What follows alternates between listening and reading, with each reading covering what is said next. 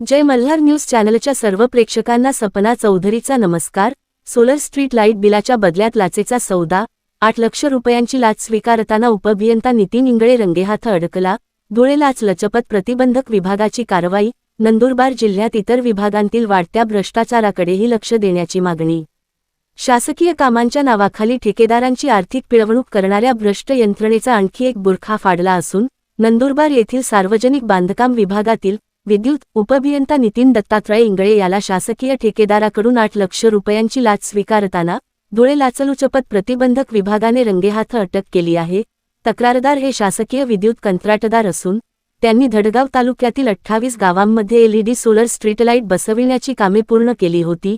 या कामांसाठी GST वगळता 2,27 लाख रुपयांची निविदा मंजूर होऊन कार्यारंभ आदेश देण्यात आले होते।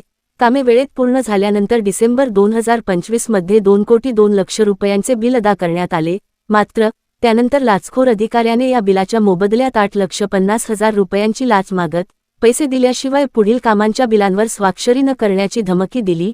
या प्रकारामुळे संतप्त झालेल्या कंत्राटदाराने जानेवारी 27 रोजी धुळे येथील लाचलुचपत प्रतिबंधक विभागाकडे तक्रार दाखल केली। तक्रारीची पडताळणी झाल्यानंतर 9 रोजी सापळा रचून 8 लाख रुपयांची लाच स्वीकारताना आरोपी अधिकारी नितीन दत्तात्रय इंगळे यास रंगेहाथ पकडण्यात आले।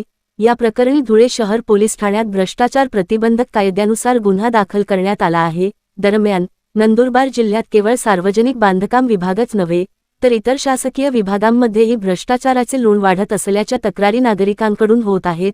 त्यामुळे प्रशासन व संबंधित विभागांनी याकडे गांभीर्याने लक्ष देऊन भ्रष्टाचारमुक्त प्रशासनासाठी कठोर उपाययोजना राबवाव्यात अशी मागणी जनतेतून होत आहे। सपना चौधरी, जय मल्हार न्यूज, नंदुरबार।